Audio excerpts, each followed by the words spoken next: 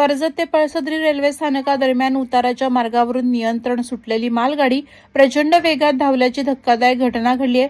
3 इंजिनांनी सज्ज असलेली ही मालवाहतूक गाडी काही काळ नियंत्रणाबाहेर गेल्यानं मोठा अनर्थ घडण्याची शक्यता निर्माण झाली होती। मात्र सुदैवानं कोणतीही जीवितहानी किंवा मोठं नुकसान झालं नाही। सूत्रांच्या माहितीनुसार संबंधित मालगाडी उतारावरून जात असताना अचानक वेगाने धावू लागली। ही मालवाहतूक करणारी रेल्वेगाडी चालवणाऱ्यांमध्ये प्रशिक्षणार्थी लोको पायलट्सचाही समावेश होता आणि गाडी उतारावर जात असताना ते तिला योग्य प्रकारे नियंत्रणात ठेवू शकले नाहीत अशी माहिती मिळाली आहे। याबाबतची माहिती मिळताच रेल्वे प्रशासन सतर्क झालं। तात्काळ वरिष्ठ अधिकारी घटनास्थळी दाखल झाले आणि त्यांनी परिस्थितीचा आढावा घेतला। या प्रकरणाची गंभीर दखल घेत मध्य रेल्वे प्रशासनानं सविस्तर चौकशीचे आदेश दिले असल्याचं समजतं। अधिकाऱ्यांनी दिलेल्या माहितीनुसार नेमकं काय कारण होतं, तांत्रिक बिघाड होता की मानवी चूक, याचा कसून तपास केला जात आहे। वादळवारा लाईव्हसाठी न्यूज ब्युरो, कर्जत।